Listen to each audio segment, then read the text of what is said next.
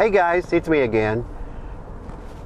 Yesterday I took the other car in for some service at the dealership, and it just brought back such good memories. I love cars. I love being around cars. I love all things automotive. And I was at the dealership, and it just brought back such good memories. When I was in college, I worked as a line mechanic at the local Chrysler dealership. And I was an auto tech. I was one of the guys in the back working on the what they call the flat rate. But anyway, at that time it was Teeter Motor Company in Malvern, and it was the Chrysler, Plymouth, Dodge, and Dodge truck dealership in Malvern. But it's interesting that before Teeter had the franchise, your great-grandfather had the rights to that dealership and to those brands in that marketplace. It was interesting, you know. It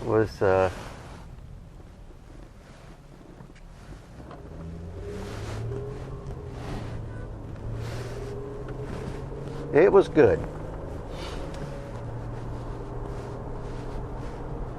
So your great-grandfather had the rights to the those franchises in that particular market, and you know he ran it, you know, along with the rest of the family, Billy Gray and his wife Diddy, and they ran that dealership for many years. But the economy took a downturn. New car sales took quite a dip. So anyway, after the economic downturn and lack of profits, you know, from new car sales, they dropped back to what they had done previously for years, and that was strictly a used car lot. And they had a retail location there in Malvern. And Runyon ran, he was the main sales guy. Diddy, your great-grandmother, her real name was Martha, but everybody knew her as Diddy. She ran the office, and Billy Gray was he was the main salesman. And I got to tell you something, Billy Gray was a wheeler dealer. I mean, that guy hustled. He was off every day to Little Rock, where he would hang around the new car dealerships, various new car dealerships in Little Rock, and he would buy the cars that people traded in. So oftentimes the dealer would keep the cars that were the same brand as what they were selling. Like Billy Gray was known to hang out at the Cadillac dealership and pick up the Cadillacs that were too old for them to keep and put on their used car lot. So anyway, what he would do is he would buy those cars and he would send them to a detail shop, get them cleaned up, and then he would wholesale them. And I mean, he hustled. They moved a lot of cars. And the way they did it was they would get these cars all detailed up and ready to go, and then Billy Gray had an arrangement with some guys from the Memphis Auto Auction that also worked for the railroad. They would ride the train over to Malvern, get off the train with a great big duffel bag, and inside that duffel bag they would have their tow bars.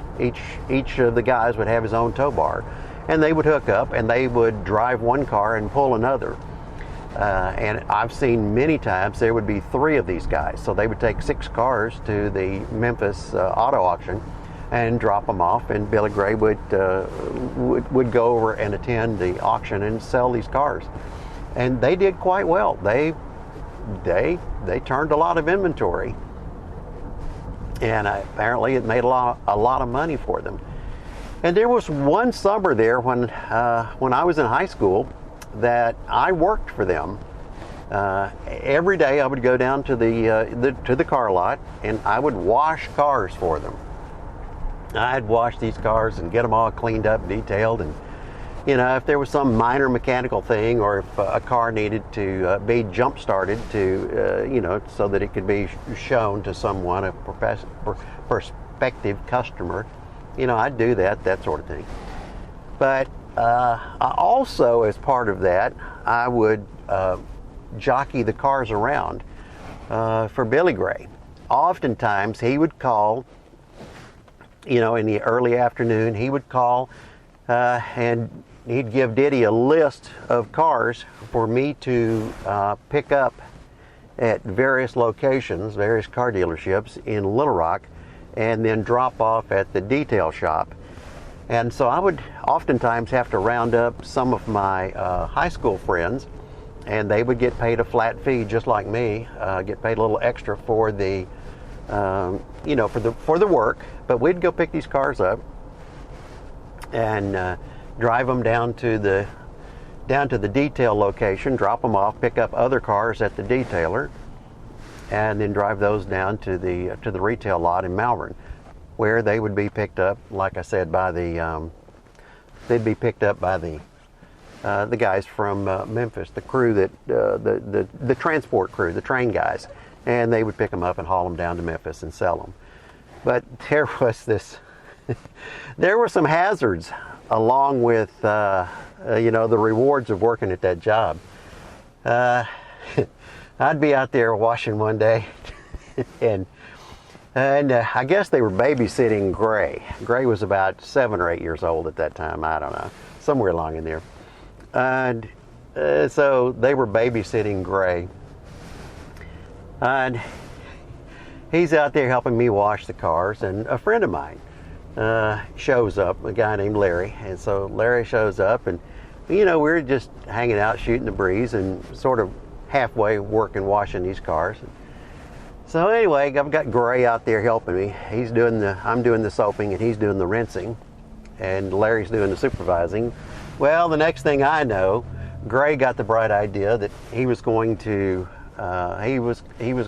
soak us down with the water hose, and he did. He did a real good job, and I'm like, God, this kid is driving me crazy. And so anyway, the point of the story is he chased all of us into the office area of that car dealership, and held us at bay for some time. Nobody could